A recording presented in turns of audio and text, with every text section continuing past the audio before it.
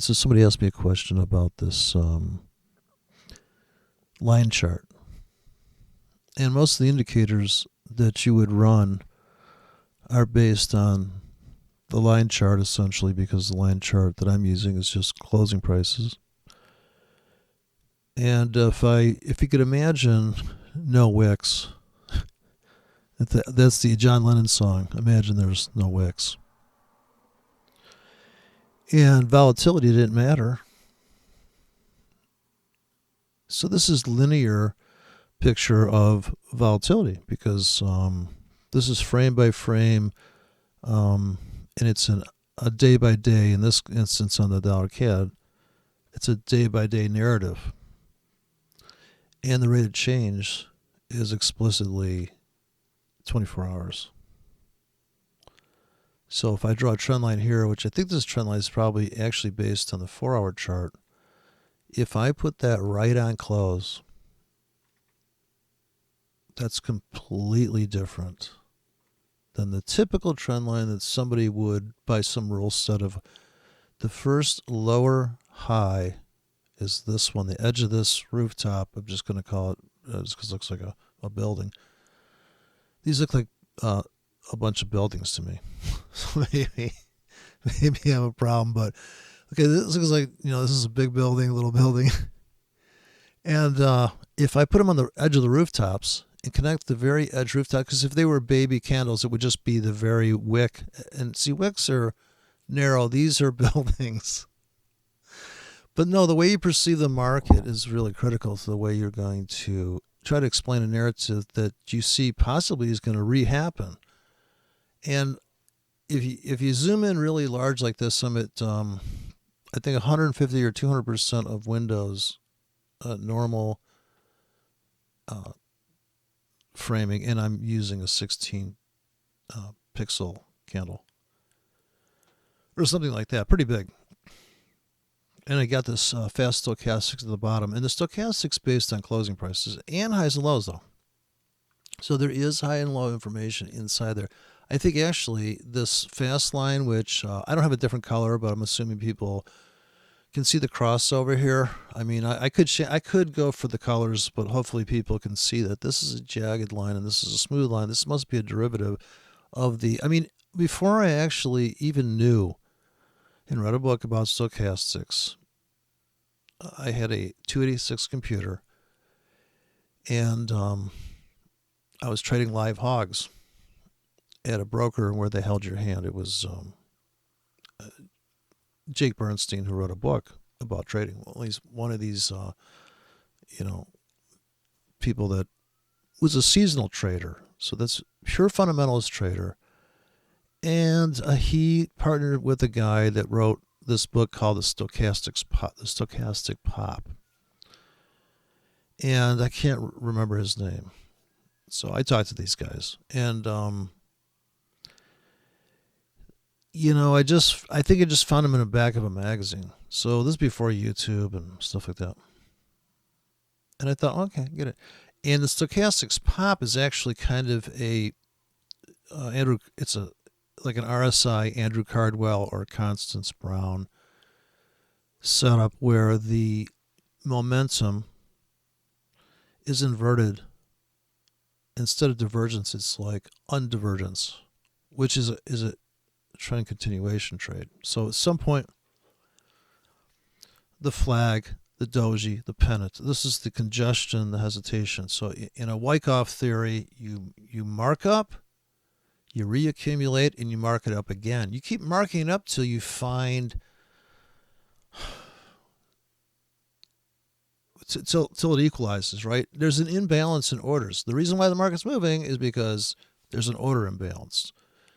And I believe it's caused by the market not having a reference of resistance or support because it's cutting into areas that are so wide, and it's a long way to go before you find support. There was a video done by, this is like 3 years ago, on the dollar yen. People were talking about that. That's when I was coming after empowered trading and ripping empowered trading to pieces. about how they were just using these Gartley patterns and saying, oh, we'll go here. And then they would do that brutal thing where they zoom out, and everybody does this.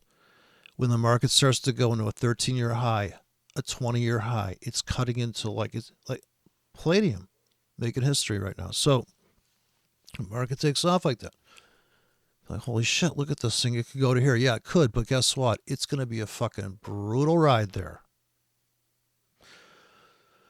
I don't know if I just said too many things, but let's just go to this chart. So I'm going to bounce around because I'm not going to be able to feel comfortable going down one topic solely. So I'm just going to bounce around. And so I'm trying to stay on topic of the line chart, but all you're doing when you draw this big yellow line here is you're saying two things in a way. You're saying that, for all intents and purposes, let's just be blatant here. As soon as this market closed down, let's just be honest about what's really going on. As soon as it closed down, we know in candlestick talk that's a bearish candle because it was here. And this is another thing that I saw. Okay.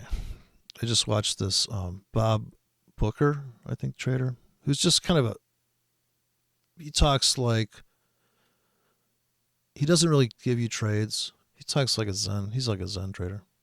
And he did say in a video, which is true, and it sounds really stupid, is that price action, and this guy here, the guy that's talking about line chart, this whole thing about price action, okay?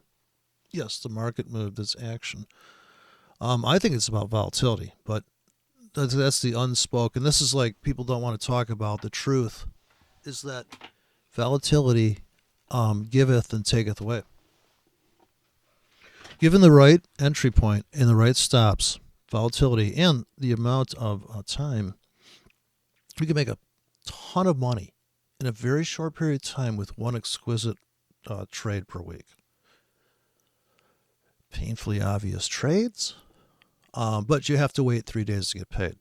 So that's a completely different thing than waiting 3 hours to get paid. So this could be a 1 hour chart, but this is a daily chart, and this is also showing you what the so-called banker levels are to a 1 hour trader. So if you had this thing where you put up a 1 hour chart, okay, you're going to see 3 hits on a 1 hour chart. That's 1 hit on a daily bar. The wick of 1 hour inside the daily wick could live a triple bottom, a single bottom, a double bottom. I think we can all, we can all assume, without going down to the 1 hour chart or the 5 minute chart, we can look at the daily chart and we can only imagine what it must be like for the guy that's getting filled on the 5 minute chart in 400 standard lots. And or the guy that stands outside here on the daily and says stuff like, okay, look at the chart here. Let's identify we have this low. We know this is a bone crusher. Anybody has a stop back there. Let's also remember that stop hunt, the term stop hunt refers to money management of retail trading, kind of classic approach to protecting your profits. Letting your profits run would also probably mean protecting your profits, right? To say let your profits run without running trailing stops. Now, I've done this several times and I've blown up accounts because if I'm hog long from, let's just say I took a risk and said, well, at this point, now this would also presuppose a lot of other things, like I could wait for this big chunky accumulation where we get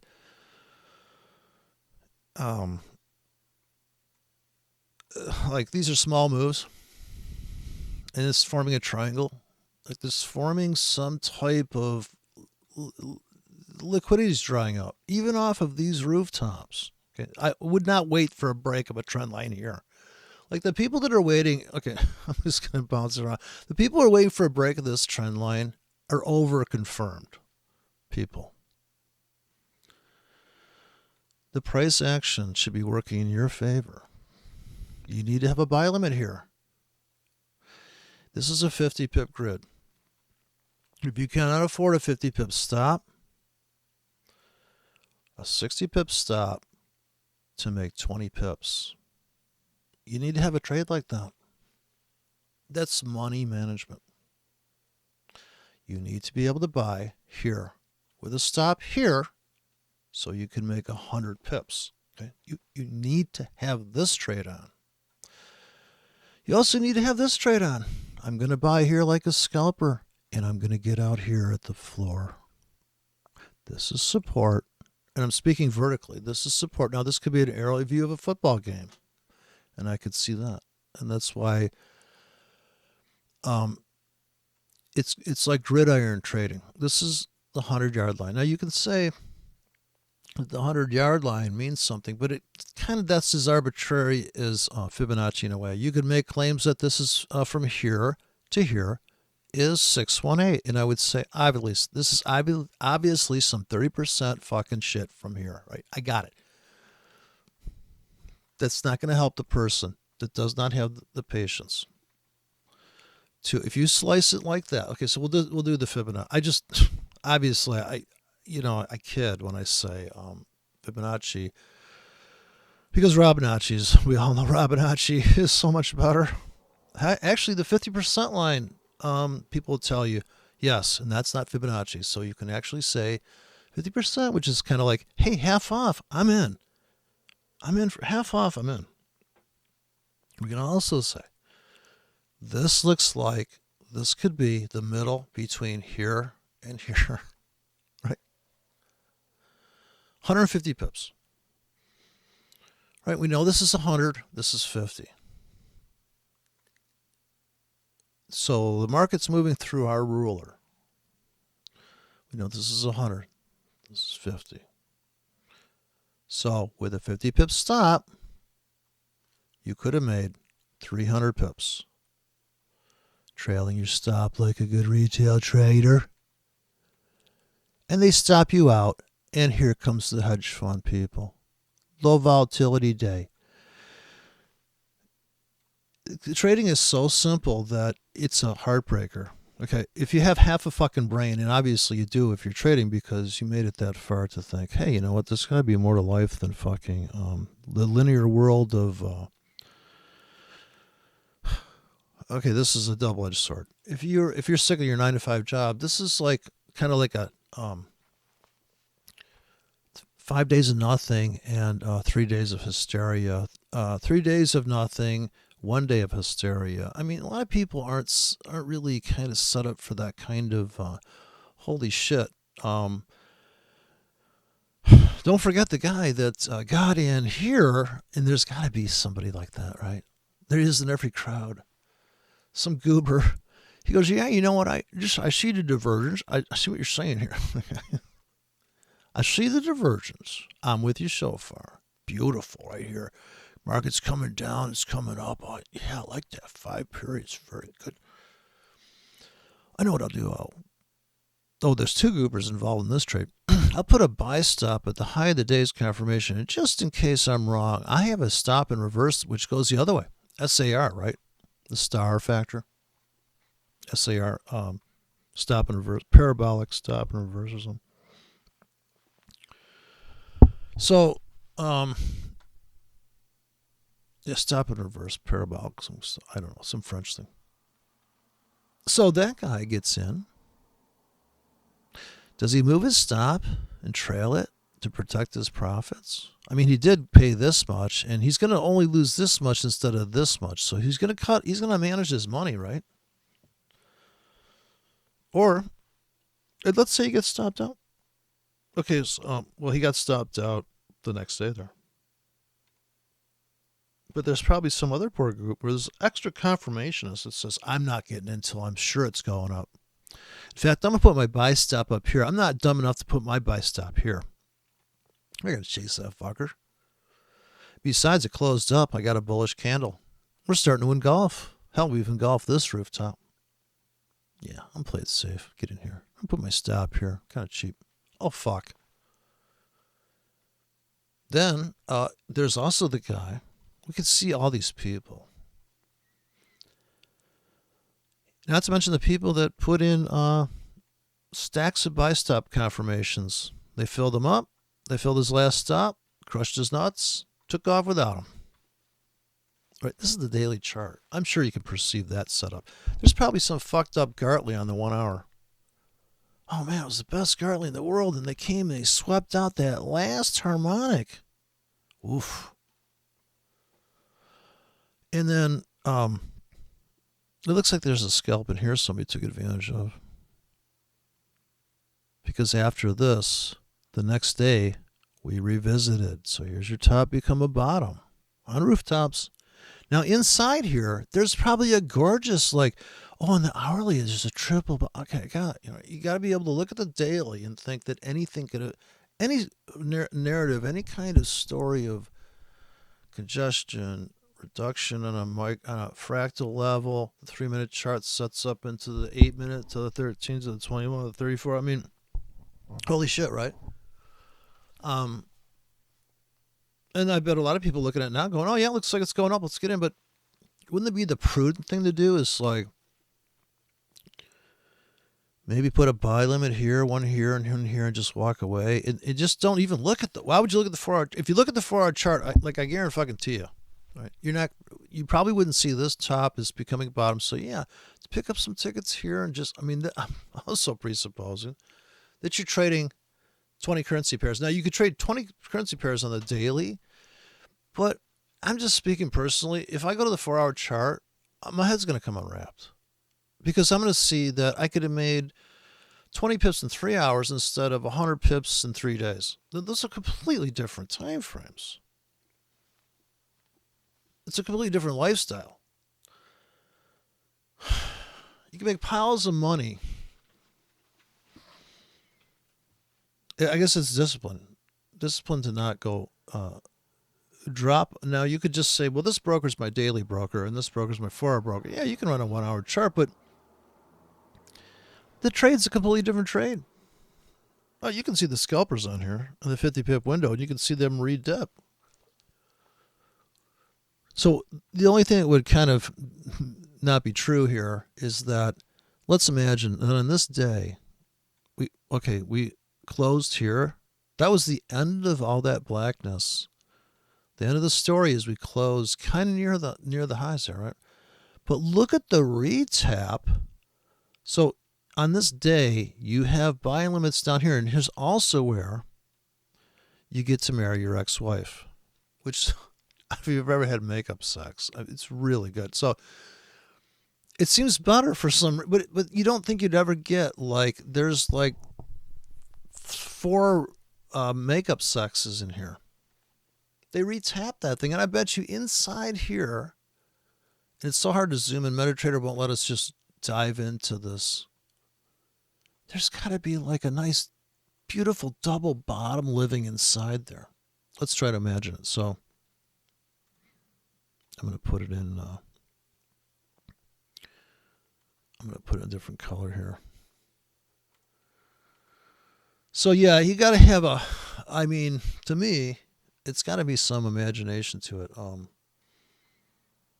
Let's imagine that we know we closed here at the,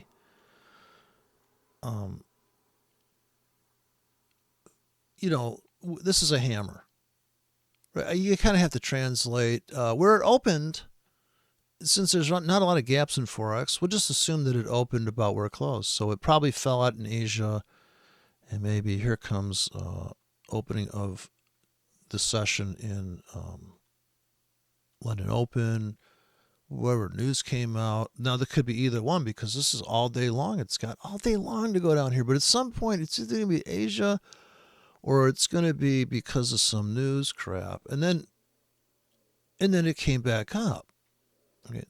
Now, it could have opened down there, but it's been down there. There's only 3 pieces. Another thing about this system, there's only 3 pieces of information. The opening is kind of redundant. We'll assume it opened where it closed, okay? In Forex 1 hour charts, open to close is 5 seconds. So you could technically have an abandoned baby on a 1 hour chart. Just by micro levels, you'd have to stretch the scale so far. don't know if you know what a abandoned baby is. It's little, like a cross. Opens where it closed, tiny wick. It's actually gapped above and has a gap away from. It's an island, like an island reversal in Western trading. But also let's just go for this simple. Then the next day, simple approach here that we closed here, and we'll just take that for granted. And I'm going to put in a white line to give us like the smaller time frame. So I'm going to have to zoom in here because it's probably kind of hard to see. So now, of course, once again, for the guy that's looking at the daily chart and thinking, "Oh, looks like we could actually come back near the lows of yesterday." It's a whole different view than saying, "Well, look at this this trend line on the 1 hour chart, how it queues up to this one price fulcrum point. Now I'm really going to be so detailed how I get in this trade." But if you do that, then it's like, okay, 15-minute chart, 3 bars is 45 minutes. We could retrace back to here. How big? And of course, you're watching it unfold in front of you, as opposed to, can you look at the daily chart? Another thing I'd suggest, if you're going to back test this, you just run any robot MT4 has, put up the daily chart just like this, and adjust speed accordingly. There's not a lot of indicators to slow down. Well, stochastics would slow down the playback. And just keep asking yourself, what is the trade right now? Like, what's the trade right now? What would I do? Well, we all know there's sellers on here. There's sellers up here. Would you put a seller up there for some type of scalp? Okay, maybe. Do you have the patience to sell here and ride it all the way back to, say, the 50% level or the 618? A lot of people would. Some people would say, well, fuck, is there something I can get on right now? I'd say, well, how about you buy one at the market, put a buy limit here, put a buy limit here, and just, every time, I think they're probably going to fill you. I'm going to say, this is almost like I feel like a guru. I think that maybe tomorrow, it's drifting up right now. I think maybe when London opens, we could come back to here, the 50-yard line. It looks like the market's closed, but it's actually trading. Some of the daily chart is another thing. If you're looking for literal price action on the daily chart, you will not be able to feel any fulfillment. It doesn't qualify as exciting. So if I went to the 1 hour chart, that's why people say, hey, can you do a thing on the 1 minute chart? I'm like, I don't know. It's like, this is like, if you're impatient, or if you wanted to see the pattern more often, yeah, it's true that it's going to be the 1 minute chart. But you've really got to compress that data, and you've got to, be honestly say, if you can see the spread, you have a problem. If you can see the spread, there's a problem. Because now you psychologically are going to have that burden of like, every time I get in, I'm fucking in a loss. I'm down commissions, I'm down the spread. If you don't see the spread, you're like, oh, fuck, we could drop 50 pips. I could look at this daily chart and go, yeah, we could 25 pip pullback. And then maybe it drops 35 pips. So the question is, are you willing to trade more than one technique? Not everything works all the time. You couldn't just say, okay, my car really does good when it makes turns because I'm trying to get somewhere. But you can't go in circles all day and claim that, oh, this is such a great technique. This is without any kind of, discretion, any kind of, what do you call it, discrimination of how you're going to use your tools. You can't just grab a wrench and say, well, it's metric. Yeah, but it's the wrong size in metrics. So what's the point? Telling me, well, I got the right country. I guess there's so many things to ask, and also you have to just really look at the clock and say, can I sit in a trade for 3 days? You better not even boot up your computer. Honestly, I would say honestly, you'll make more money if you're trading on the daily chart on 20 currency pairs or 10. If you're just looking at daily charts, you'd be like, yeah, obviously you could see it coming. Oh, yeah, that's totally possible. On the 1 hour chart, if you use a trend line or a moving average, you might make all these assumptions like, look at this thing, it's a beautiful trend. And maybe you're only looking to make 18 pips. And this guy's trying to make 150 pips on the daily CAD. All right, well, it's going to take him 5 days. Or maybe it'll take 1 day. All you need to do is have the market slam down. I mean, in here you could have made, in 2 days, you could have made 100 pips. In fact, you're still up 100 pips right now, and you had your chance to get out. And we know where the seller's window is. If we can take a look at the this giant hole, right?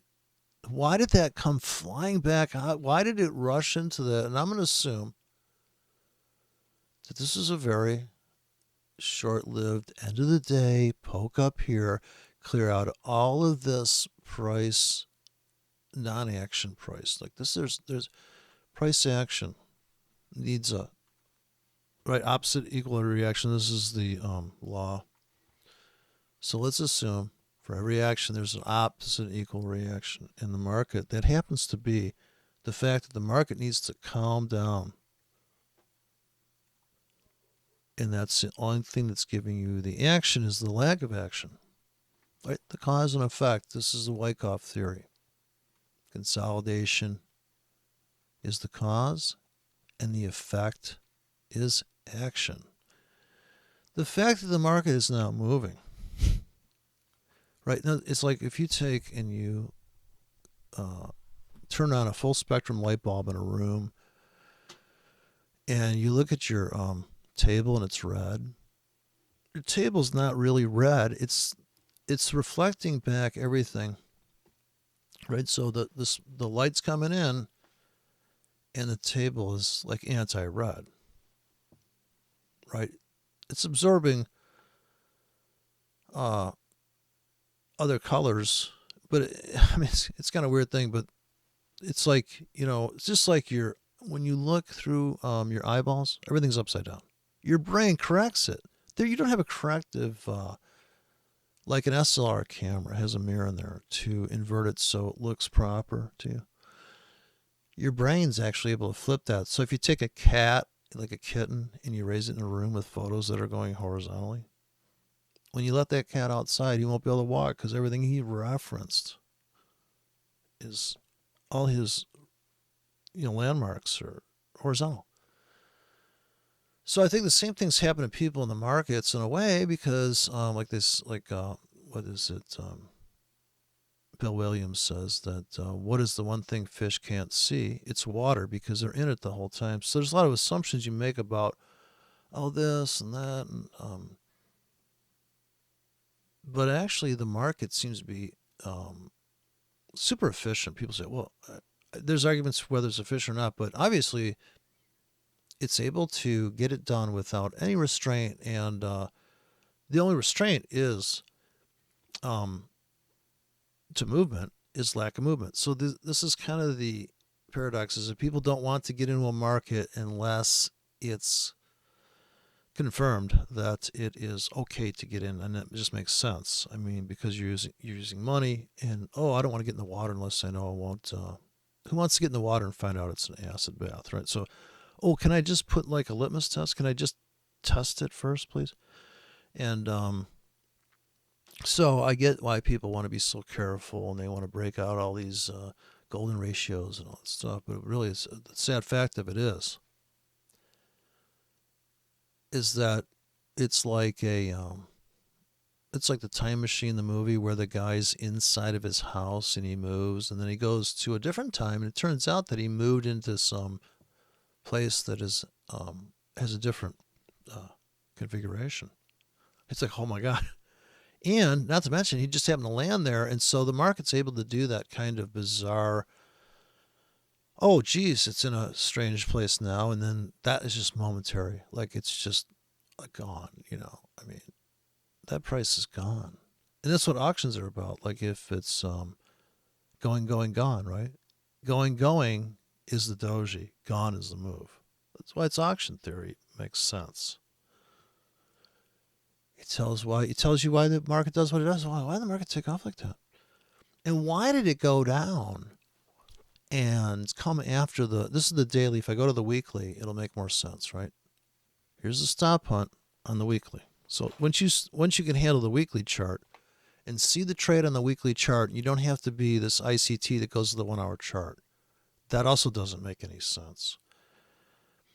I get it if you don't have the patience to wait 2 weeks to get filled on this buy limit pack that you put here at the rock bottom auction price, and you don't have enough money in your account to buy all the way down to here and buy here. Now, do you really think the market can drop? And this is the question I ask.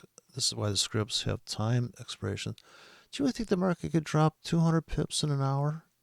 So when the news comes out, I have seen it happen. The news comes out, you could come down here. And if you have a bunch of orders sitting here and the news comes out, that's a whole different thing than looking at the fucking 1 hour chart and having these be 10 pip handles instead of 100 pip handles. And we've all seen, and that could happen, right? Imagine this is a 1 hour chart. So without having to go to time frame, some guy said, well, can you tell what time frame you're on? That's debatable. This is such smooth data. Now, if I go like this, I could say that's a 1 hour chart, right? If I compress that data, I could say, okay, that's a 1 hour chart. You probably wouldn't know. But if these are 100 pip handles, you'd be like, that market's on fire. Now, those thick lines are 100 pips. That's a move. That's 100 pips from here to here. Penny. So, how about that too? Incoherent, but so on the weekly, we see the classic closing prices turned around right here, and that's a big deal. And we actually dipped in the window. We didn't spend any time. We didn't close there, so there was no confirmation to pull the trigger as you came to a perfect rest there. This is also previous doji, and we know it's doji because it's actually a double doji, possibly because it opened where it closed. And to me, anything with a small body is a doji. So right there, that flat line, closed again there. That's a double, probably a double top on the 4 hour. But you're going to come to a point, if you're going to trade like this with 50 and 100 pip stops and try to make a lot of pips, 150 pips with a 50 pip stop trades. Okay, those would exist here. So once you look at the weekly in terms of, okay, and you can see here, let's just follow the dorky traders trade. Same thing we saw in the other one. Guy puts a buy stop here. I mean, this is like premium fucking retail, holy grail and total loser. Buy stop here, sell stop here, I get filled long. I run my trailing stop too tight. Uh-oh. But what if I let it go up a little bit, and after this bar, I come in, or maybe I run a trailing stop here that's actually like one of these, people you could pick a percentage of your account. You could say, I'll run a 50 pip trailing stop. Now, if you wrote a robot, and we don't have to build a robot to know this trade. We put a buy stop here, a sell stop, we get filled. Now we run a 50 pip trailing stop. Hey, you know what? We're doing pretty good every fucking week until here. If I start to tighten it up, I get crushed out, right? Because if I ran it really tight, I definitely got crushed out there. But that's when it really took off. And I could have put the same trade back in. In other words, I could have got in the same strategy here. A small range, let's put a buy stop and a sell stop. So you can't live on the line chart alone. You still have to live and die by volatility. Low volatility breakout traders cleaned up there. They got this trade off, right? Think about a strategy. Trailing buy stop, trailing sell stop. But wait for a small bar to do that. Wait for a smallish bar in this relative. Here they trapped you. Here they trapped you, but you lost less pip-wise, right? Here they trapped you. Here, they probably trapped you too, because it looks like we're probably going to go up here. But you could just take down here. This is the weekly, don't forget. We could take down here and go crushing down here, and people will make this. You can make any projected scenario you want. You're allowed to do anything you want, actually. You could say, we close here. We go like this, and we've all seen this. Go here. Buyers come in. Little trap. Come back. And I'm just going on a closing narrative that we 2 days down, 1 day up, 2 days down. Your classic stairway to hell in an idealized form. 100 pips, 2 days, 100 pips down, 50 pips up. We get a top bottom. And it just keeps, I don't know, perfect. Oh, yeah. And then you just keep crushing into here. And then at some point, and there's always the counter trend trades. Let's not forget, there's people that can make money because they know how. They say, well, you know what I'll do is I will trade the other side of the trade of the other side of the trade. I mean, there's like a million trades coming. We could also put a sell limits up here. And don't forget this weekly chart. So I don't perceive they're going to fill that in 1 hour, but they could fill this by the morning, and you'd be surprised, right? Because how do you explain this move? When they broke this flag, you could call this a pennant, a flag, whatever. Your flag pull, here's your flag, boom. I bet this is pretty vicious. And you could have just cleaned up in probably 1 day, or this is probably like 1 day, and maybe there's a couple pullbacks in there. This is a pretty vicious move, and that's going into, I suspect, this is the weekly chart, it's cutting into fresh water. It's just completely fresh prices, and it is. There's a huge void up here, and it comes gushing in. The effect for that brutal move is, well, I would say I would attribute some of this to it here, because this is the subtle thing just before the big run, but in the end, it really is. I think this is a big consolidation, accumulation phase. It's pretty, on the weekly, that's pretty serious. There is no top. See, the thing when people would say, well, support and resistance doesn't work. Yeah, because if you put a buy limit on here, you got to understand, as the story unfolds, that was your dead cat bounce. As you go down, what I was just saying here is this zigzag route down. Now, this is when you see people will never agree on trading because everybody's in a different trade on some level. Somebody has a channel like this and they're telling you, well, fuck, for the last, in this weekly chart. So for this whole time, I've just been trading to the downside on here. And can't you see my trade? Can't you see my Andrew's pitchfork? What are you, fucking retarded? So we can all say, oh, look at this beautiful pitchfork. Yeah, well, I saw this was the beginning, and then we dip down lower. We come in here. We fill this void. And then we get a dead cat bounce. We get a double top. I'm sure everybody could tell this story, and it makes total sense. And it even makes sense in foresight also. I can also say the same thing's going to happen here. We're going to come back to this point. We're probably going to go up here. Sellers would come in. And after the sellers come in, they trap up here. They'll pull it back to here. And you come in. But it's like a matter of, you'd have to get a nice 40 to 50 to 60 to 30 pip stops to play that game, because, you can't just, there's a trade right in here. See, on the weekly, there's a little mini vac here that people sold into, and they rode it all the way down here. In 2 weeks, they made, 250 pips. So there's that trade, right, living inside of your storybook of this is how the market's unfolding. And even though this is going down, look at these counter trend trades. I got buy limits in here in a 50 pip window, and they rip it all the way here for how many weeks? Up into this top. So see how it's always stop hunting. But you don't want to hunt your stops. So what you do is you buy.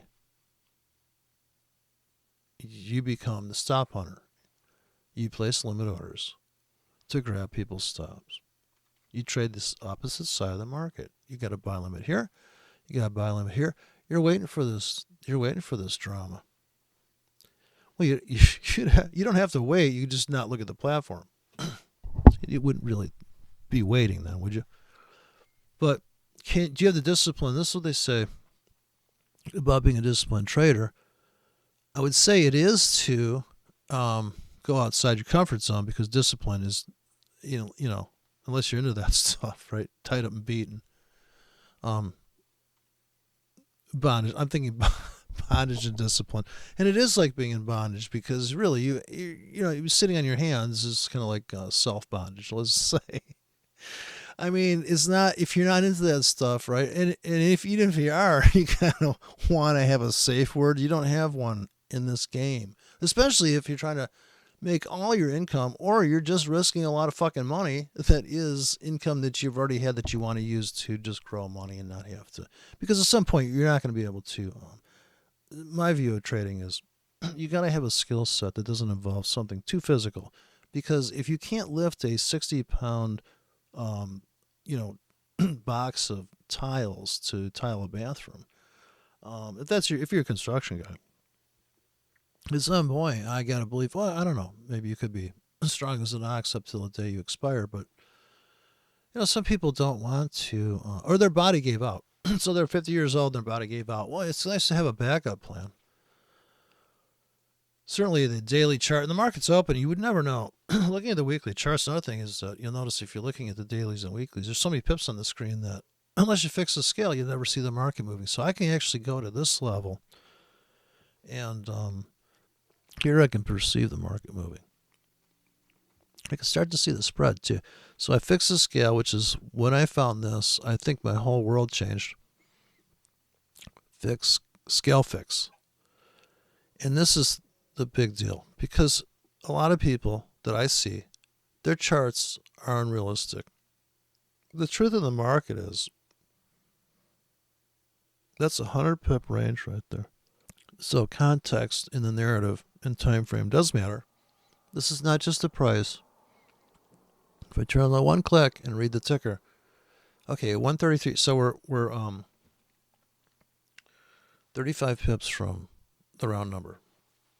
And now a lot of people, they want to trade like that, and that's good, because they should, if that's how they are, if they're a person that reads stuff. But I'm a visual guy. I look at the patterns, and I look at the graph as closing price, the line chart unfolds over time, or folds up. Unfolding is kind of like the action part. The folding is the congestion. So the fold creates, it's like a parachute factor. You fold the parachute up, and then here comes the news, and whichever way the wind blows, and then there'll be huge moves, right? So I did say that the dollar is going to crush the CAD. But what somebody would say is when this thing came whipping down here and took out these stops down here, these really tight stops, that, oh boy, you were wrong. But it's about, where's the final destination? Anybody see that, those movie series, Final Destination? It's like Rest Stop, some slasher movies. Always hot girls in the slasher movies, though. I think that's half the reason I would go.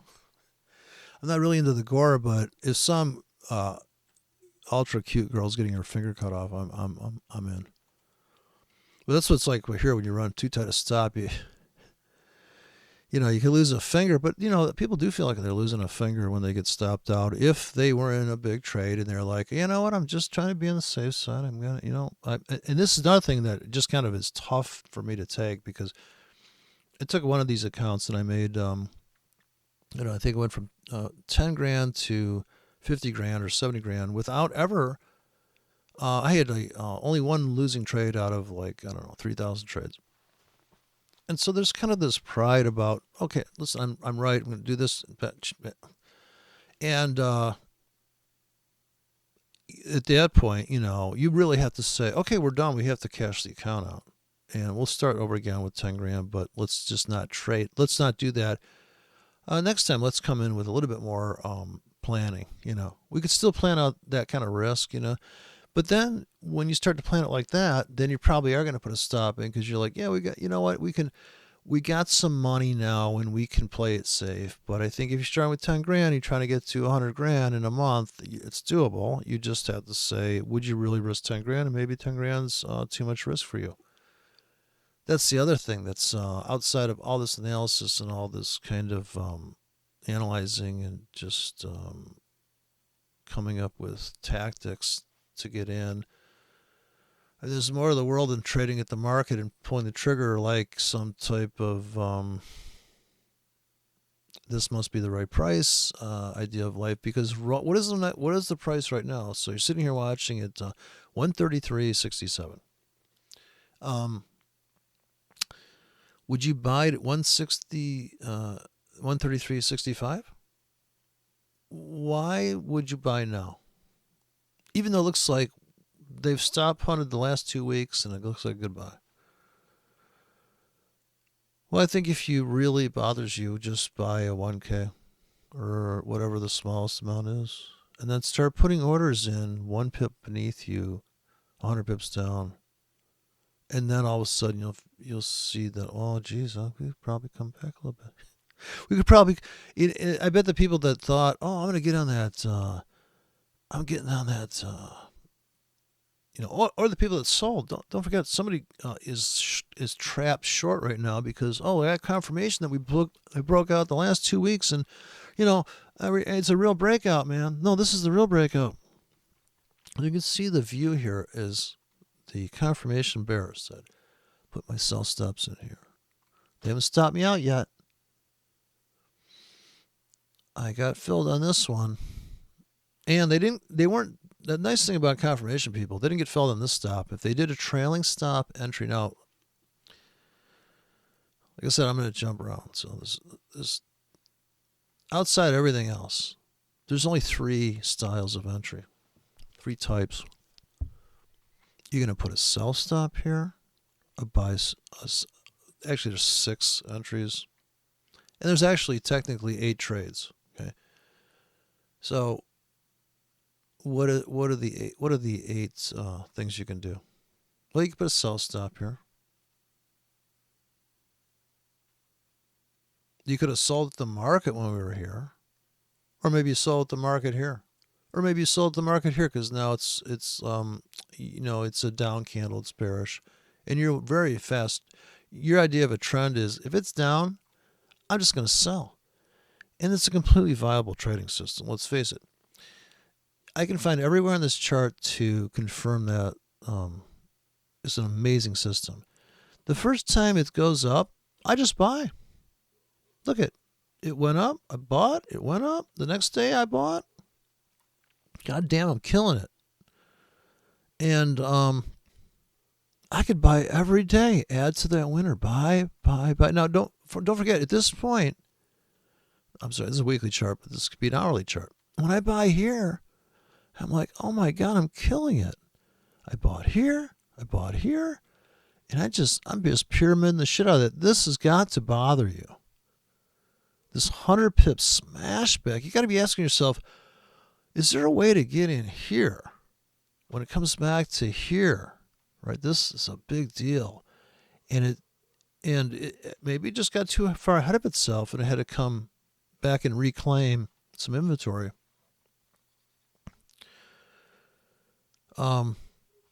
The other one is that there's another guy that's trading that says, oh, dude, you're an idiot. Every day it's up big, I sell. So I sold here. I sold here. I sold here. That's kind of a big up day. But when it went up here, I bet the ranch. I'm telling you. The bigger up it is, the more I sell. Bigger up it is, the more I sell. Now this one is a break-even trade. If I withstand a 500 pip drawdown, but if I sold here with the same kind of, if it's really moved a lot of price action, I really sell a lot and I put it on a wide stop. I made all that money. And I probably got out here with that same logic, right? And I bought. And then that one became break even. But every time it's down big. Now, that's a completely different. If you look at the equity of that guy's account, he's making money because maybe he really loads up on these moves. Like he really loads up on sell here, sell here. That one made money. That one's a wash. Down really big, he buys. Down pretty big, he buys. He holds on. He doesn't sell. Maybe he does cash out here. Maybe he does not cash out there because he sees, okay, we're going to take this out. Like, can't you see the big picture? So it's all true. And of course, if you zoom out, now you're like, holy shit, what happened to that trade we were just talking about? Right? You see the problem?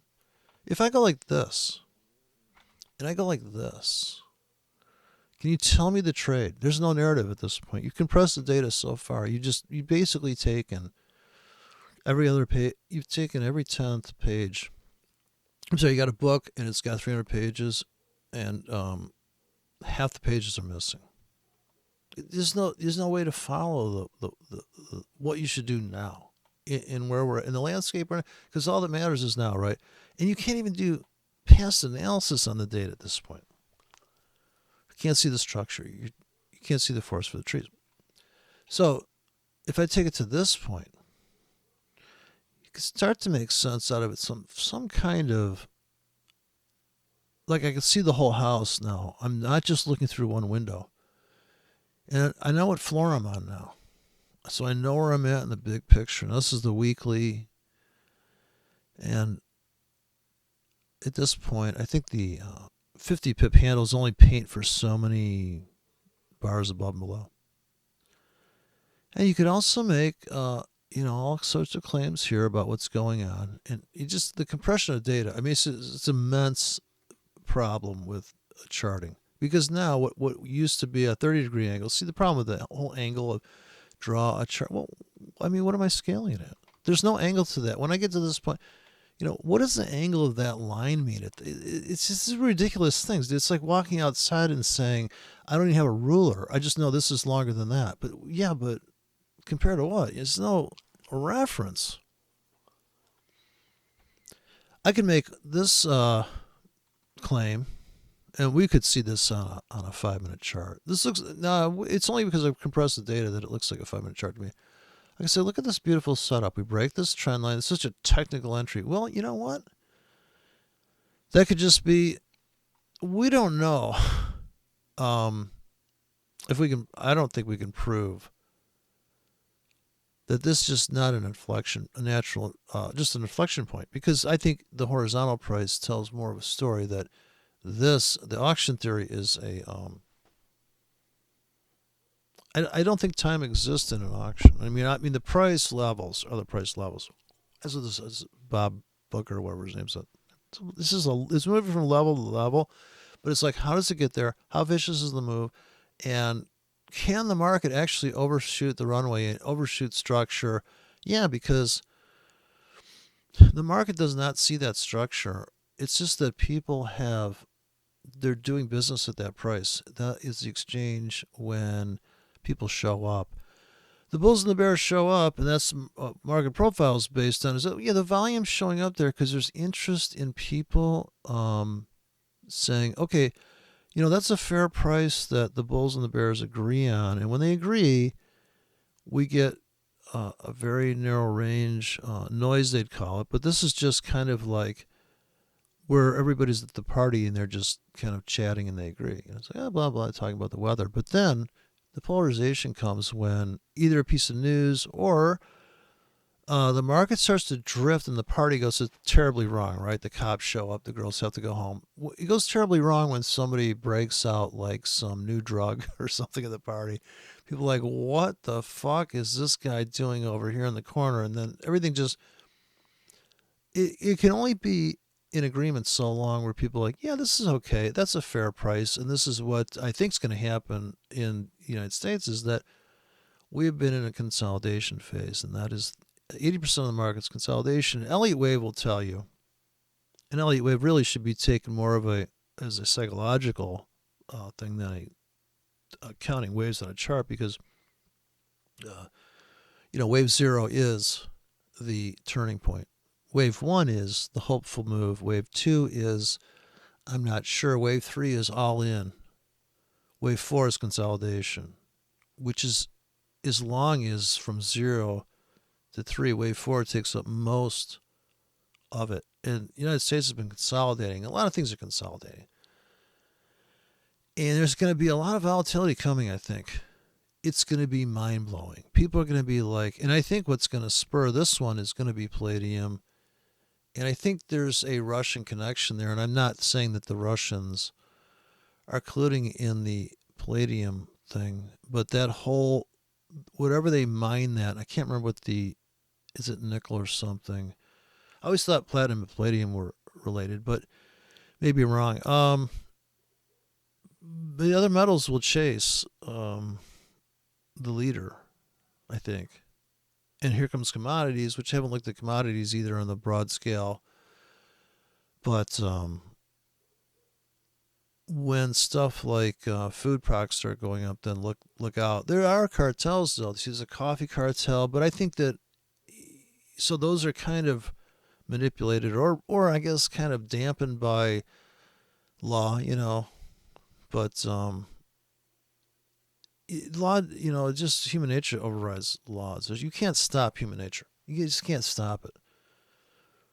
As soon as I remember that Beatles song, "You Say Yes, I Say No," there's always going to be a counter move. There's always that. But it's the drama, it's the dynamicness of that. It's the volatility of those moves. How hard do these moves come? Are you ready for them? Are you trying to analyze the markets to protect your assets because you have an asset class that's involved, in, do you have too much on one side of the thing? I do think stocks are going to go ballistically high into the election. Ballistically high. I think everything's going up. The economy's just, watch what you wish for, because, people said, I would say the cause is wave 4 Obama administration is a consolidation of, we are so well off. We're just going to go on an apology tour and everything. The consolidation also is people stepping back from, I don't want to say designing new stuff, because people are trying to cut the edge, electric cars and all that stuff. But, the war is won. I mean, obviously, there's a saturation point, I guess, consolidation, right? Everybody has an Apple phone. Everybody's got kind of what they want. And now it's time to whine about little things, because we're so comfortable we can afford to complain about stuff. It's a luxury.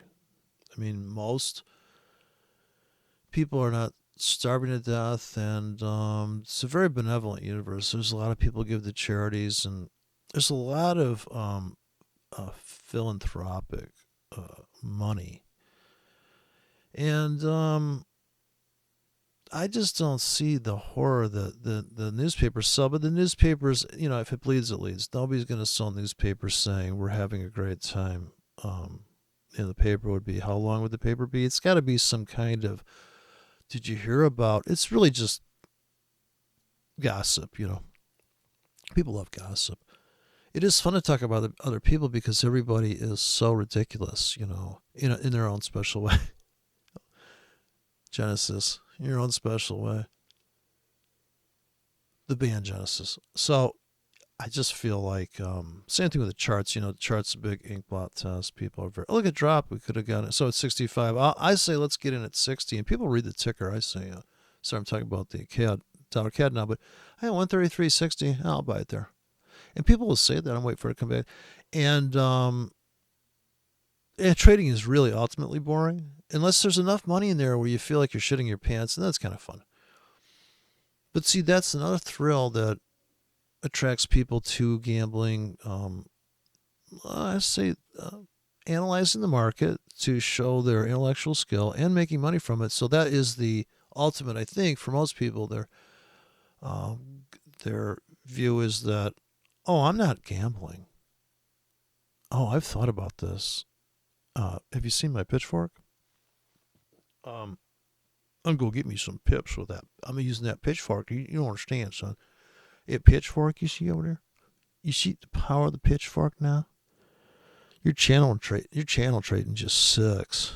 Sucks a big one. You ain't got no third leg. So this whole kind of like, oh yeah, no Ranko's the way, man. And yeah, if that's what you're trading, great. And that's what also comes down to, I think, whatever floats your boat, or what they say in the old days, whatever you like, And so this idea that there is one way to trade certainly doesn't really exist. And I don't know what to say about the line chart. I mean, I have my view based on,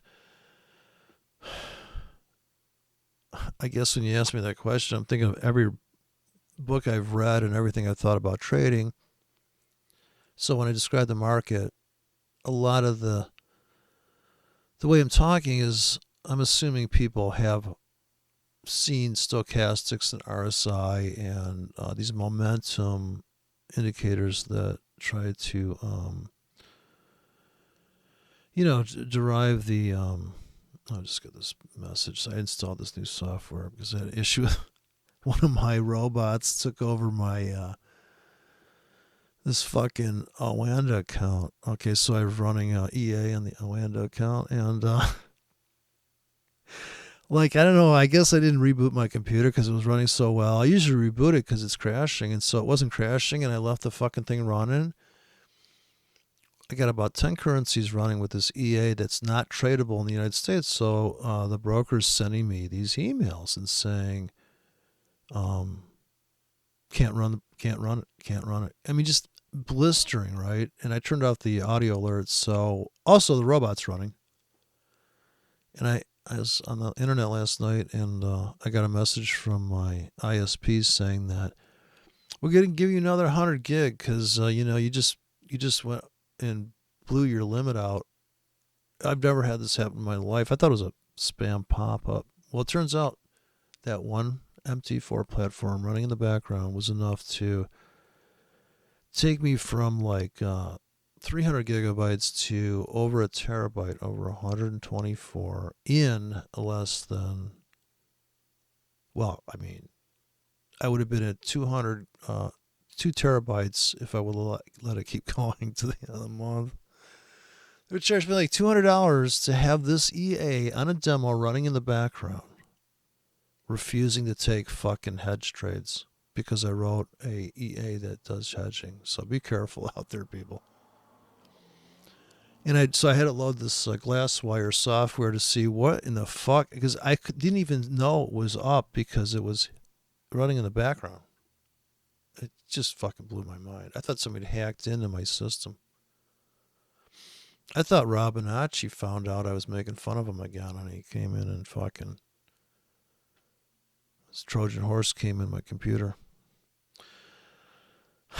I don't know if anything I said helps, but honestly, it comes down to a few things. I think in the core is that, are you okay? I guess risking money over time, and what do you consider a painful amount of loss that would make you distort reality? What would make you hesitate or feel no confidence in your system? Now, some people will backtest systems, and they'll open a demo account with $1,000 and say, okay, imagine I have $1,000. I'm not going to have $10,000. I'm going to trade like I have real money. And I'm going to rehearse with that. And then when I put $1,000 in, will I be okay with that? Well, I would say you have to trade the demo. as if it's real money. You really have to tell yourself, no, that's real money. And you have to trick yourself into thinking that's real money. And if you feel even the slightest bad feeling about what you're doing, then you really got to figure out why you're not making it okay to not know everything. So, or even like if there's a latest thing you think you're missing out on, there's got to be something. Because I think if I would have started off with the idea that I'm planning to lose $200 per trade, or I've only got so many bullets. Let's imagine you have a very large gun that the bullets cost $200. There's only 8 rounds in there. You're going to go to the shooting range. Okay, you might even ask yourself, now this is also demo. Don't forget, demo trading is no different than you going to the shooting range. The people that say, oh, you're just trading the demo account. Okay, well, you're just going to the shooting range. Why are you doing that? Well, so that when somebody attacks me, I know that the gun might be really loud. I'm prepared for the kickback. I'm not going to let that rattle me. Not to mention, if you do shoot a gun, and that's kind of traumatic in its own, but you also kill somebody on top of it, you can only imagine it's a completely different situation, right? So real money that you have 200, and what are you shooting at, right? When you go to the range, are you just going to pull the trigger because you want to hear the sound, or are you trying to aim it? And that's what the analysis is. How good's your scope? Well, I have very good scope I'm using. Don't use that. I've heard people say, I can see using MT4, obviously, not a professional trader. We use riders, or we use some fucking, I don't know what the fuck it is. Ninja Trader is the only way I go. It's Ninja Trader or nothing. MT4. MT5 is much better. I want MT3. And then there's that view of trading, right? This is a bottomless pit of stuff, and I don't know what this guy's... he said he was going to backtest trading line chart. Well, like I said, you could stare at the chart and just see the trades and say, can I handle that kind of entry? Because in the end, psychologically, you can handle entering the market in a stop style, a limit style, a market style. I think that would be the first thing to overcome is, are you going to wait for the market to come to you, or are you going to pull the trigger? And waiting for the market to come to you can be a limit or a stop. You could have a buy stop above you and a buy limit below you. You're still waiting for the market to come and trip your wire. Well, obviously the buy stop is going to be the most recommended retail book entry. It's confirmation, and it is letting the market come to your confirmation point. Because if you bought at the market and they didn't stop you out with a 40 pip stop, you'd say, well, there's confirmation too. I was right by 40 pips. Also ask yourself, it's not a right or wrong thing. It's like how much you right by. I was right by 10 pips. I was right by 1 pips. Were you right by 0 pips? If you bought at the market, did you really think it was going down? You had to have known that if you gave the market some room to play around in a 40 pip stop buying at the market, at that point you're saying, I ain't got time for this. I'm just going to buy right now with a 40 pip stop. There you go, done. And not to mention, it's more than just the fear of missing out. It's the fact that you've taken some kind of action towards your becoming a profitable trader, because this could be a winning trade. You've also taken action and you've satisfied the kind of goals don't happen just sitting around. You can't just sit around and have goals accomplished. You got to take some action. So you took some action, and it's out of your hair. Accepted the 40 pip risk, buy at the market. Now, of course, if in the next 5 seconds you still feel that good about the trade, Do you do the same thing? Are you stacking up these orders? Or do you come in and buy at the market with a 20 pip stop? As soon as you do that, you are on a tangent that is probably unique to any other tangent that anybody else has taken. And, I mean, exactly like that trade on that currency pair in that time, in that moment with that stop in 7 seconds apart. You also have chosen two different stops, so you're saying, I'm going to give it some room, but not too much room. But now you kind of change from this all or nothing person to kind of like, I could see this is not a bad trade, but I'll buy a couple at the market every 5 minutes it's down, or every 5 minutes is up. But I'll end up by the end of the hour, maybe I'm in 5 positions. And just in case I'm not right 5 times in a row and just keep going up, I'll put a buy limit below me a little bit. And maybe another one for good luck. Now I get in 7 positions. Okay. And those each have a unique stop. Or maybe it's a big hard stop. Fuck it. I've gotten in at different prices. That's enough diversification for me. You always got to think of diversifying. And of course, as soon as you say that, then it's like, well, obviously, you don't know what you're doing, so you don't have an optimal trade entry point. So what you need to do is really like trade bigger on on less tickets, because obviously you're just fucking in. You're not sure. So what are you doing? It's like if you open some guy, if you're a surgeon, right, and the guy comes in the hospital and he needs his kidney removed, but you're like, fuck the x-rays, I'll just poke around in here. I got a couple hours. Put this guy in some fucking, nitrous or some shit. Let's just poke around. I mean, you can't get away with that in the real world, You can't be but in this game, you could be like that. You'd be like, let's put some fucking orders, see what happens. Some people call them, like, I think it was Richard Dennis called like a probe. Even ICT admits to putting on a trade to see how he feels about the trade. So, he sounds like a flaming liberal too. If you just, see how I feel about it. Okay, great. So what you're saying is that my analysis, I don't trust that. I want to see how I feel about the trade because I'm really going to trade on my gut, and actually accepting the fact that your gut's controlling your trade. So you have to come to terms with what you feel, because people are not robots. They do have a feeling about a trade, and they bring in the fundamental analysis to bolster their position.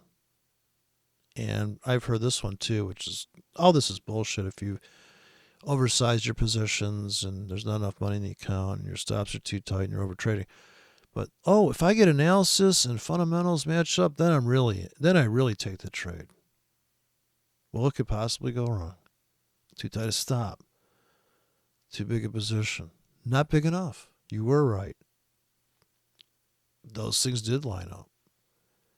But you're so burnt and punished from being a good retail trader and over-managing your money. You can overtrade, you can over-manage it. You could over-insure something, and actually the insurance costs more than the thing.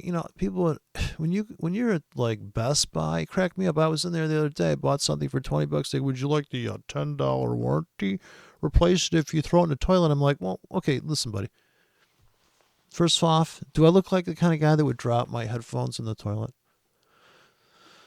Second, do you think they might get, by the time I do drop them in the toilet, maybe I want a different color of them, or maybe I want the updated version, or maybe I'll switch brands and I'll try the different brand. Just think of how it might be a bonus. It might be, besides, they're worn out and they're pissing me off, and it's such a wimpy cable they put in those tiny headphones. They're just like, really? I can't even, the first time I bought one of those $20 headphones, I was like, okay, like maybe a little, of course, if you put beefier wire, that could be a problem. They're always pulling on your ears. And I don't know if you need, Some people are trading because it's fascinating. Some people are trading because, yeah, they want to make some money. And some people want to be, all their income comes from trading. But it just seems like such a brutal step from, I don't know what this guy does for a living. This guy from, he looks like he's from New Zealand. Hans Kruver or something. And so, you know, their expectations of things, because if you did go to school, you go to trading school or you got a trading coach, all that stuff, you still have that where you're in your own head and you're alone in the end. When you put the trades on for your account, you're the one that's going to win and lose. Your trading coach is not going to take the hit, or your trading book guru, or your Robinachiist, or your Carney that's suing people for saying the word harmonic trading. Even saying that, I notice YouTube is picking up everything I say, either my videos or my streams, and they're giving me suggestions, because I think One Step Beyond came up, and I've never mentioned. I mean, One Step Beyond is a show from the 60s, 70s that, why is that showing up in my suggestions? Yeah, because I said it. You explicitly said it on a stream a couple of times. Talking about Night Gallery didn't come up, though. But yeah, I bet that stuff comes up. I mean, I think they are sifting through that because they're tapped into that. I think YouTube spent a lot of resources on saying, okay, well, what we'll do is just follow the what people say. But I don't think it's any reason to get depressed and blow your brains out. Look, I'm looking for the market to go to 60, by the way. Without looking at I'm on the weekly chart zoomed out. I'm waiting for the ticker tape to hit 60. So this is another mindset kind of contest.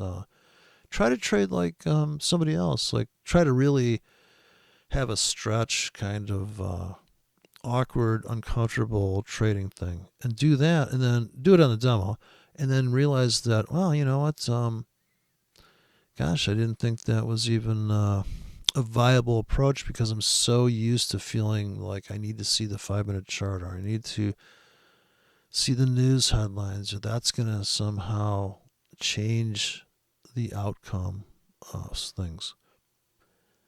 It is such a interesting mind game in that aspect, and I was very fascinated by trading on a psychological level because of these assumptions people make. Say every morning you get up and you stretch your arms out. That's not making the sun come up. So coincidence is not causality, and I think that people want to attach correlations that don't exist because they need a reason to take a trade that's beyond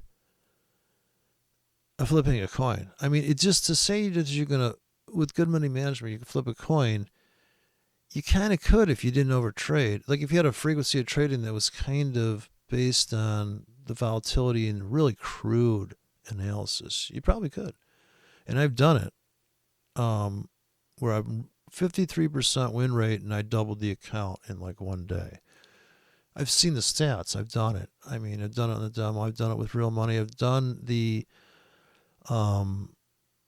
amazing gut feeling trade with real money where I see the market and I'm like, oh my God, look at this fucking thing. I was trading the dollar yen a year and a half ago, and I was like, it was probing into like, it was tipping into the window of like a 12-year low, and I was like, holy shit, if this thing comes unwrapped. And you could see on the tick chart, it was so brutal that it really, I mean, I'm talking about like quadruple bottoms on the 1 hour where you're just going like 2 pips lower and you're dipping into this just 10-year lows, and you're just like, oh, that has got some volume in it. I mean, it's so brutal on the, you can hardly even, it's scary. If you're trading any size, it's scary. And so this kind of volatility and price action that's happening, and of course, if you looked at it without the context of that you're in 10-year territory,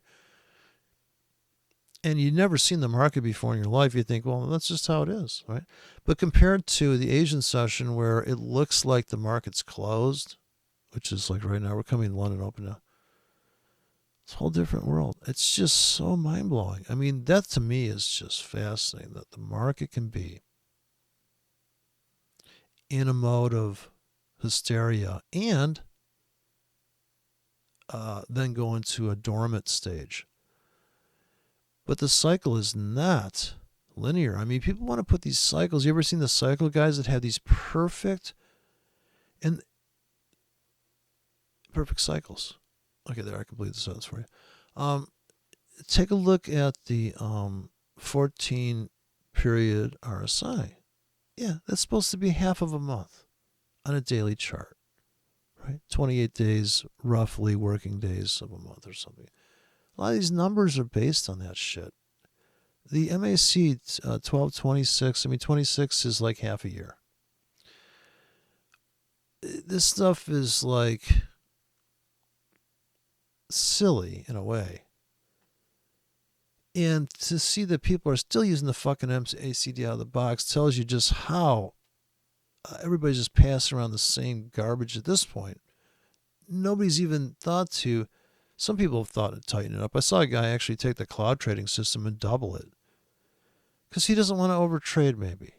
And his setups rarely come around. And I get that those setups do come around and people do make money trading 2% of your account. I realize that it all happens, okay, but that's not how you really make a lot of money. You have to make a lot. You have to make money from trades that maybe chasing the market, realizing that, holy shit, this looks like it's, you have a gut feeling trade blended with a strict checklist. I just think that this, the way to really capitalize on something is to accept that, yeah, dumb breakout trading works. High risk, swing trading with wide stops on a 5-day works. Trading 15-second bursts in the market works. If you're in really big, I mean, this Hilton Forex guy is trading like 300 standard lots, 200 standard lots for like 5 minutes and making like 10 grand.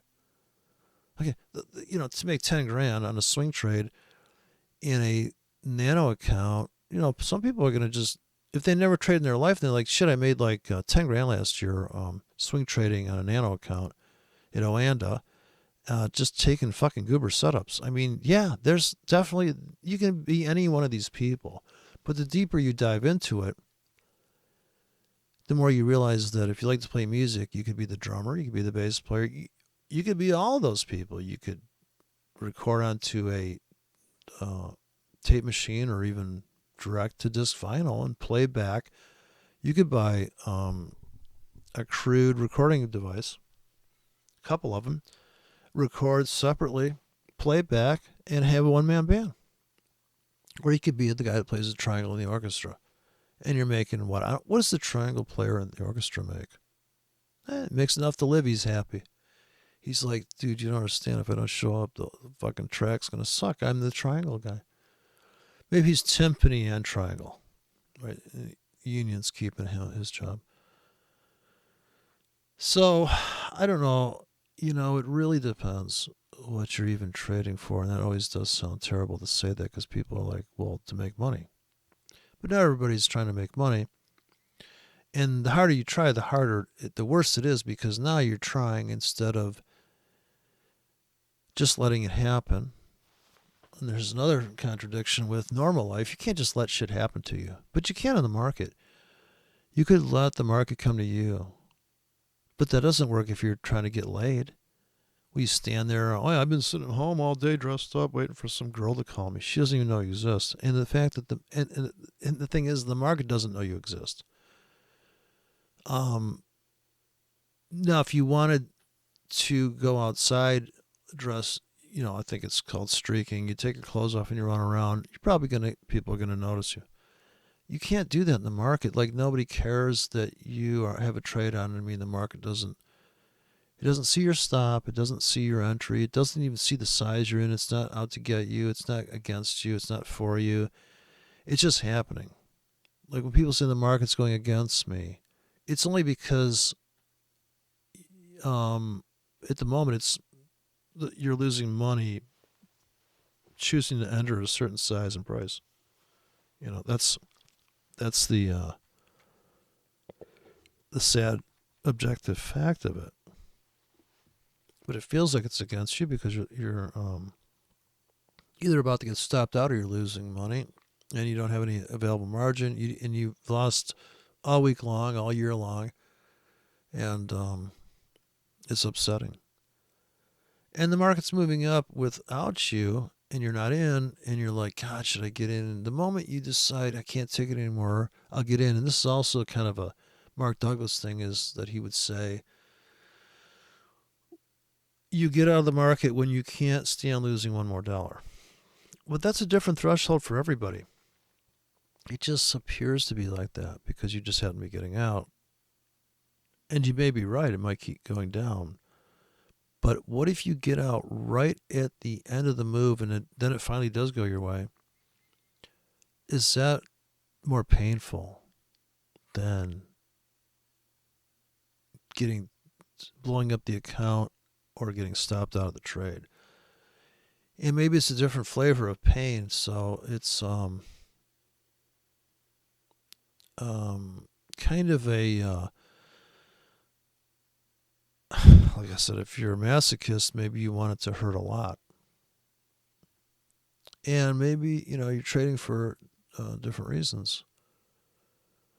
Like I said, if that's the case, a lot of people do a first shooter game on their computer, but they would never think of grabbing a real firearm maybe and going on a real bullet shooting game, because bullets cost money, gun costs money. So a lot of people are demo trading. I notice a lot of people that telling me, oh, you're trading a demo. Well, you're playing a game.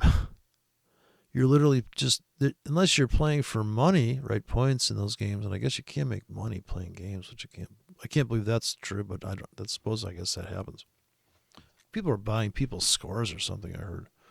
I met a guy that said his son was making money doing that, but I suppose, right? People, are selling people.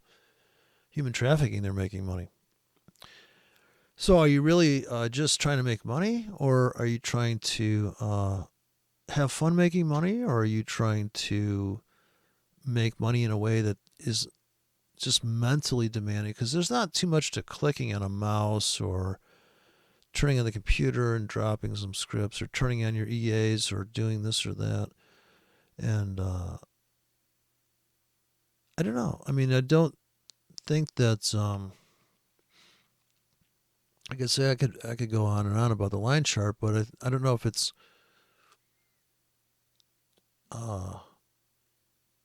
they may not even be important. You could just probably like I said, you could read the ticker here. Like I could just stare at this, and I have been staring at it, and we're just hovering here in a 3-pip range and kind of drifting up here. But like I said, you could have bought I've been babbling for an hour, so you could have bought like 20 minutes ago, or you could have bought 40 minutes ago, or you could have limits sitting waiting for a crush in London, or you're waiting for a crush next week to a lower price that you may not get. So let's just say, for instance, how I would do it in that situation is, okay, I'd buy one here and then just stream orders below me. If those orders below me don't get filled in the next 4 hours or 4 days, I'll probably find myself buying let's imagine I'm going to swing trade it. Every 4 hours, I'm just going to kind of buy some. And I might run my limits a little closer and run expiration times of like 4 hours. So what I was saying is okay, I'm kind of rooting for the bulls, but I still think we could have a discount. We could have an auction inside the larger auctions. So these are mini auctions. They're kind of like people in the hallway having a discussion on price. So imagine the room has a big markdown, but in the hallway we're doing a side deal, and that's like, say, the 15-minute swings and the noise on the 15-minute chart. So all these things, and then there's that news is coming out. The people come out of the hallway. They're either going to go flat or they're going to join in on the news. And all the people in the big room, the so-called big boys, they've got all their big trades. And so you have to kind of see this as like a behavior that you can plot on a chart that has a linear time scale. So every hour that goes by, you see the walking of the closing prices, and you kind of see the path it's taking. And I think it's people call it an aha moment when the market kind of goes, okay, I guess we've reached this kind of delta and we're in the middle of the flag. And typically markets will go in the last known direction because everybody pauses, and this is they become woke, right? The crowd on the delta, the consolidation wave 4, the doji, fill in the blank. So the market can only do, in my opinion, it's either doing a big move in a short period of time or it's doing nothing. Okay, I forgot to talk about the 8 kind of trades. So you're not a seller and you're not a buyer, which means you don't have a trade on. See, Alexander Elders says there's 3 positions: long, short, and flat. I think there's 8. There's I'm not long, I'm not short.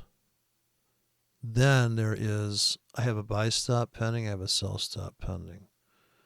I have a buy limit pending, I have a sell limit pending, and the other last 2 is I bought at the market or I sold at the market. There's 8 positions as far as I'm concerned, because if I opt out of joining the bears or the bulls, I've taken a position against them because I don't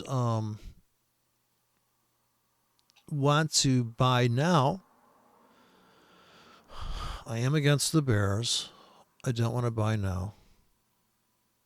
So these are fine positions you're taking. I mean, these are highly detailed positions you're taking because you do have a plan.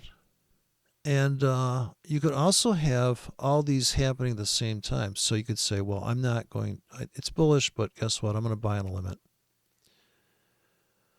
I'm going to be flat and I'm going to let the market come to me. Or you could say I'm bullish and I'm going to put a buy stop above and I'm going to let the market come to me. And at that point, you'd have to say you are sitting on the sidelines as a bear. You're definitely not going to get in the bear. I think the hard thing to do is say, I'm 20% bearish, I'm 80% bullish, I am going to put some sell stops in. If this trend continues down, I will be a seller on stop entry. I'll also be a buyer on stop entry, and that is a unique position. It's like an options trader saying I'm putting on butterfly or whatever they call it.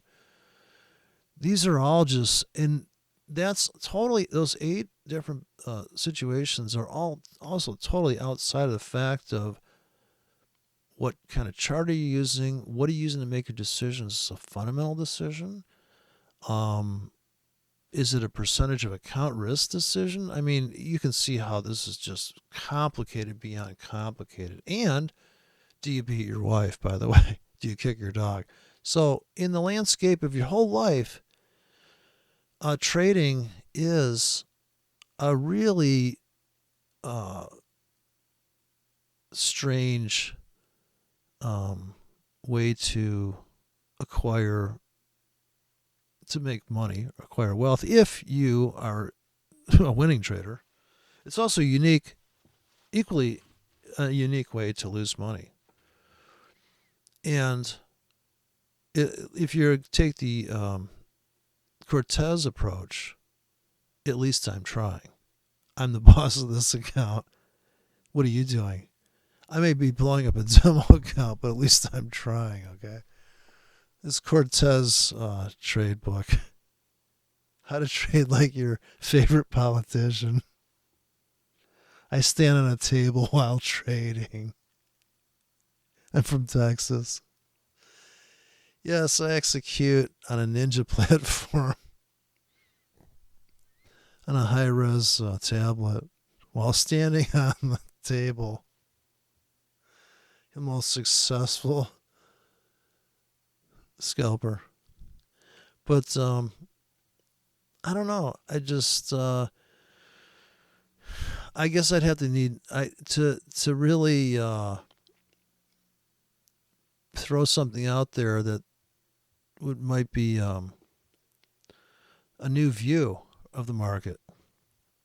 I'd want to know. I kind of can figure what you're talking about. As far as the price action and all these things we've heard, there's got to be some way to trade 50% of your own mindset. I mean, it is hard because, people have written a lot about markets.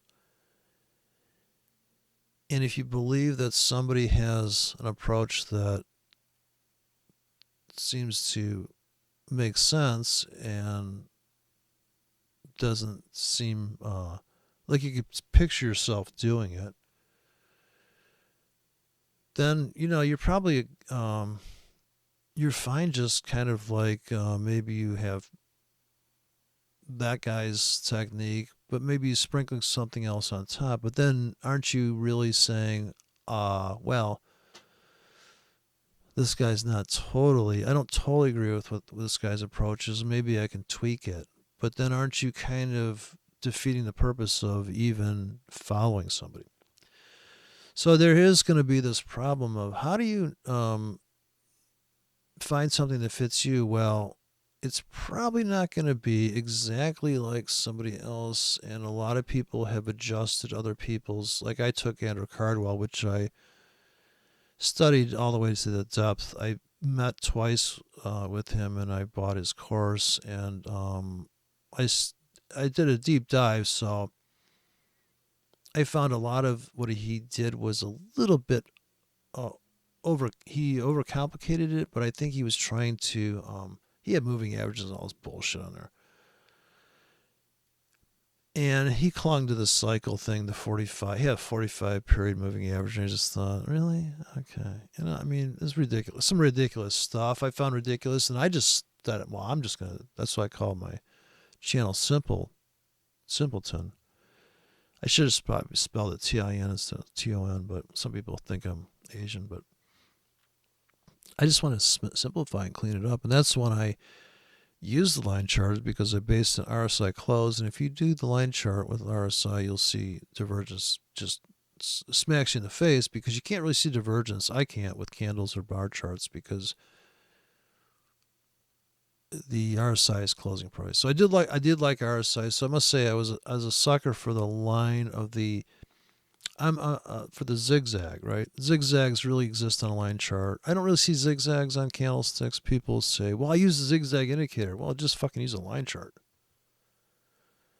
because it's very binary. It zigs and zags. It tells a story of how far a market can get pushed in one direction and how long. It looks more like a graph, where candlesticks really aren't graphical. And bar charts kind of, like this looks like a line chart, and I just zoomed out. In fact, if it was just candles or something, it would start to look like that. But I don't know. I mean, there's not one way to trade this thing. But there is a way that makes money, and there's several ways that make money. But honestly, I don't know who doesn't feel awkward doing somebody else's trade. They're like, I could just never get into the market like that, and just be like, fuck, because I mean, I just can't handle a drawdown. I mean, if I'm going to buy, like if I'm going to go out and shoot my gun that only has 8 giant bullets, I better damn sure know what I'm aiming at. So I get that, right? I mean, really, like, what's the fucking point, right? Now, if I go out there with 2,000 rounds of a small caliber gun, that doesn't cost me a lot, the same amount of money, now I can kind of be a pig. But ideally, I want to be a little more exacting there too. So if you have a shotgun effect, I don't want to ruin everything in the house. I don't want to spend a lot of money on spread and commissions. And if that's bothering you, so there's a lot of things that I found I could not tolerate. Like, I can't tolerate being in 3 currencies at the same time. Because I can't tell, when I look at my equity, I can't, well, why am I getting killed right now? Or why am I winning? Then I got to go to the other currency pair and go, okay. And then I got to fucking get my brain around the 1 hour chart or the daily chart. I would have to go to the daily chart. I couldn't look at 10 currencies on the hourly chart. Maybe the 4 hour chart is about as, because too much going on. I mean, man, that's a lot to think about, especially if you're going to put in 50 tickets and then people would say, how can you have all those tickets? Well, easy. I'm on 1 currency pair typically. And I just can't focus. I can't do it. I can't go more than 2 currency pairs is overwhelming to me. But I get it, I think it is like, I went to the gym. I've got washboard abs. I'm really at the top of my game. I look so good. I'm just going to go to the bar and I'm trying to pick up 10 women. And I just pick out which one's the best one. Because I have a better chance than some fat slob. Not always true. A lot of fat slobs have tons of friends. Opposite sex friends. But that's the conventional wisdom. Get fit, go out, hunt me down some women, take them back to my man cave. And, or do you just find one person and have where you can have a deep relationship? So I guess that's what it is too. I guess I can only handle one psycho babe at a time, one spazzarella at a time. So, and that's, another thing is usually people trade the way other things in their life are styled. They trade the way they live. Things are done in a certain manner. This is how we do it around here. We don't just jump to conclusions. We figure out I got on the elevator one time at the symposium called TAG, Technical Analysis something conference, TAC or something. Guy gets on the elevator. One of our pudgy trading soulmates, and he gets on there, and he's got about 15 books in one arm, and he stacked them properly so they weren't slipping out of his arm. And me and this other trader said, wow, look at that. And he says, very clinically and very exacting, he says, it's just a matter of filtering out the books that, it's just a matter of reading through everything. I'll do it. And just a real dedicated trooper of knowledge. And if you've ever been that guy, and then you read the books and you're like, okay, I'm actually more confused now than when I started reading the book. I still don't see anybody putting trades on in these fucking books. I mean, I spent, I'd say, conservatively $5,000 on books, which is not hard to do because they cost $150 a fucking book. I think I put an edition on Wiley and Son's home. I mean, this is before the internet. I mean, now you could just download this shit for free. These are paper books. It was a fire hazard. I had so many fucking books. I still got the Joe Ross book that is written on a typewriter. 150 pages, $1 a page. The Ross hook. Look up the Ross hook. I'm going to save myself a lot of... The Ross hook. What is this Ross hook? What is... You speak of the Ross hook. Oh my God. And it was kind of cool. It was actually Trading by the Minute is one of his books, and he's got these 5 minute, 1 minute bars. I mean, this is really clunky, and I kind of didn't believe it because I thought this is just too fucking stupid simple. This is not right. Where's the fancy algorithms? Where's the goddamn computations? And this is before computer power was even. This is a 286 computer world we're talking about. There's no way you could run. It would just it would blow your computer up. I had a math code processor by Cyrex on there. Even with that running, and 640K of RAM, don't forget. I think I had the extra RAM chip in there. Instead of 320, I think I had 640. These are mind-blowing days. 20 megabyte hard drives. I think I had 10 megabyte hard drive on boot up. But we were doing it. I had spent $2,000 on Pardo Corporation. I spent $4,000 on software. I bought Swing Trader. Now Swing Trader came on 5 1/4 floppies. This thing cost $100. I'm sorry, not $2,000. $1,999. And I talked to these guys, I actually called Pardo. I thought after spending $2,000, they would talk to me on the phone. I'm like, okay, I'm running it. Yeah. And there's no forum. There's no blog to look at. And it's like, you're just running this shit going, okay. And you run soybeans. They were called trading models. But you had to be careful not to curve fit it, right? So you can't back test it and keep changing the settings so you get a really high performance robot, because then you're curve fitting.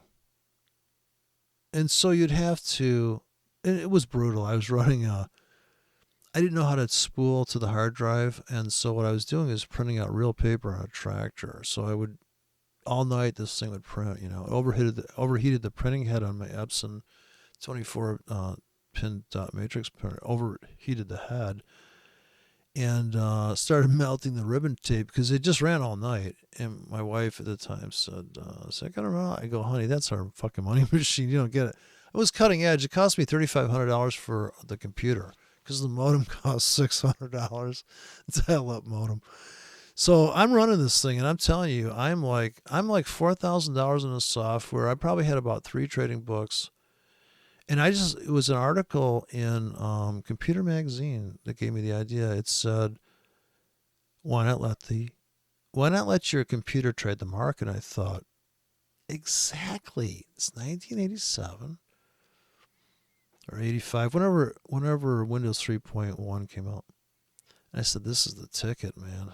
Have this I haven't got time for this. Let this thing crunch the numbers, and I'll build my own robot. And I mean, wow. And then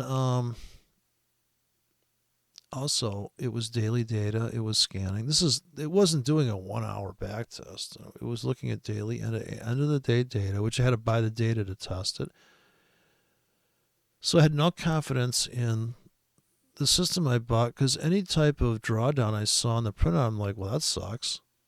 I wanted the robot to win every trade too, don't forget. So I never used any of the data that came out of that.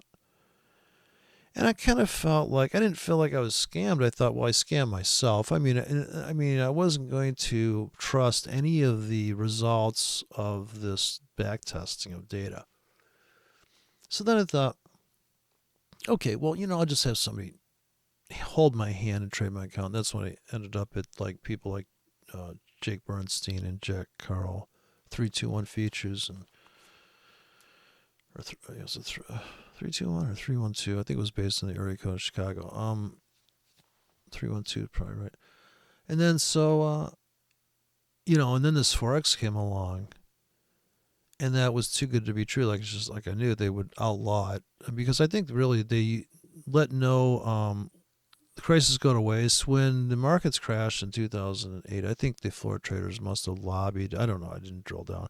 They must have lobbied the politicians and said, well, what we got to do is regulate the shit out of this, because, we're not making any money on the floor, and Forex is real-time data for free, and I was paying everybody's paying exchange fees and data fees from Signal Data and Lotus 123 running on a FM broadcast. I was grabbing real time data through I was using pro quotes at one time. I mean, I had cutting edge shit, man. I was all pro. I was a professional trader. Don't forget. And that was my path. This is that's a long time ago. So what is it? 30 years ago. Just sitting there. I want to be that guy. And I think that if I had a trading partner, we could have somehow bounced stuff off. And that's kind of why I started the YouTube channel, because I thought, well, if I could find some traders I could get along with. That hasn't happened. And if I do get along with them, this is the other problem. Even if I get along with somebody, you come to find that they've got their own life schedule. They've got kids. They've got 5 hookers. They've got no hookers. They're in a different time zone. It's pretty hard. It's almost easier to find somebody in the flesh, like somebody in the real world, because online, I think you're meeting people online because that's where you're connecting. And there's a limit, unless you're going to do a screen share, which you kind of have to go to like TradingView and be looking at the exact same chart at the exact same time, because it's the only way to judge and make comments about stuff. Because people say, well, what do you think about this currency pair? And I'm like, well, how do you look? What do you see? Like, I'd have to know what you see so I can see, oh, I see that, and I see that. I see what you're saying. That's my joke. I see what you're saying. No, I see what you're saying. No, I think you don't. I think I see what you're saying, but do you see what I'm saying? And that's how you connect, and then I see what you're saying. And of course, the future's unwritten, so that's also makes it fascinating, because we are making projections, and we're making we're forecasting, predicting all these things that really, there's magazines that I would buy that would say how to forecast the market. I mean, this is not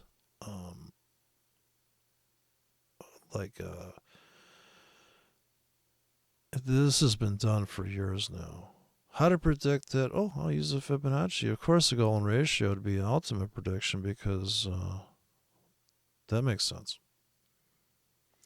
So I got a magazine downstairs I walk by every time I go by it. It's Stocks and Commodities magazine. It used to be like $5, I think. I should bring it up here and take a picture of it. They'd always have these really cool drawings on the front, almost look like Ren and Stimpy still shots. And I'd get that, and very clean articles, and written by top analysts, and the whole, every approach, But it's not much different than if you buy a muscle magazine of how to get fit, Oh, running's a thing. Oh, no, diet. Oh, no, weightlifting. Oh. And if you ever try to do like what's in the magazine, like if you do 20 of these reps, and you do this and you do that, and there are people that will read that workout magazine and take everything in there and do it and end up fit. There's some people that'll go,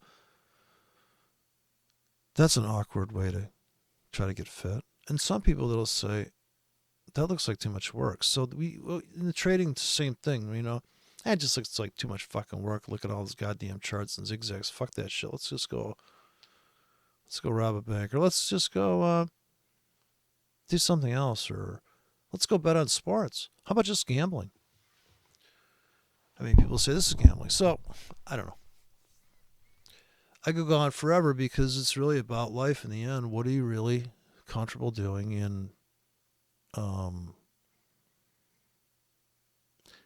if you're going to, I guess is the only thing I really say is that trading is not like a oh geez, I don't know. It's not like if you're gonna wash your car and you use sandpaper instead of soap and water. It's gonna feel like that trading. It's like, oh, I really just blew up the car, didn't I? I mean, I didn't blow up the car, but I think I just stopped out of the paint job. How are you going to get over that feeling? That's the trick. How are you going to make it okay to fuck your paint job over in your car?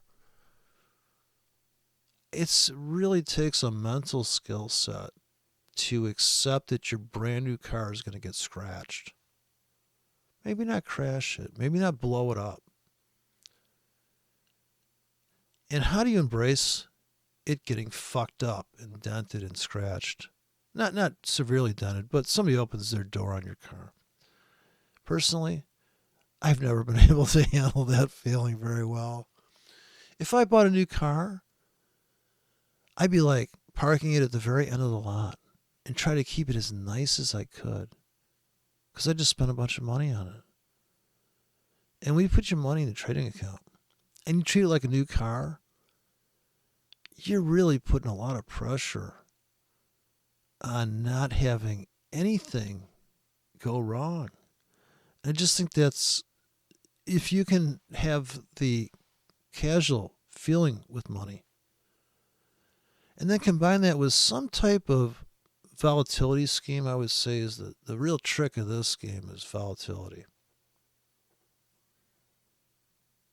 How can you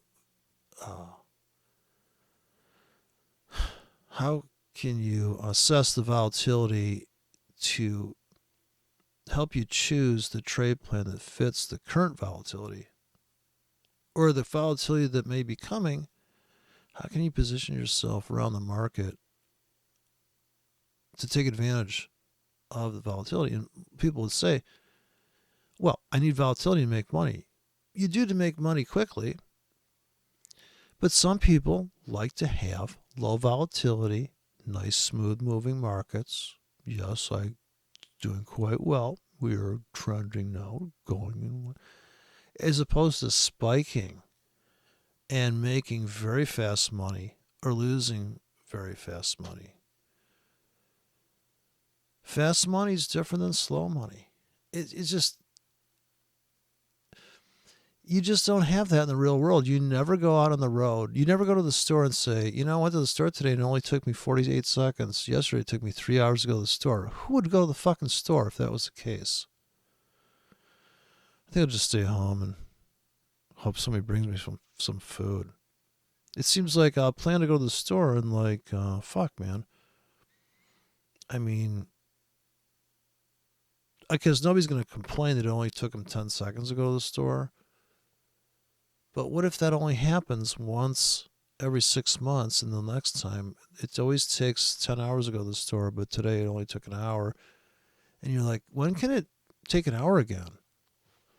How can I position myself to, and what you're counting on in that circumstance is, it's almost like the weather, because sometimes when the sun sets, the wind dies down, or sometimes the wind kicks up. And how can you position your sails and put your sailboat out there to pick up that wind? Is it going to be a burst that rips your sails out? Or is it going to be that nice steady breeze that everybody looks for in the moving average indicators? And they like that. I like that. Yeah, I like that.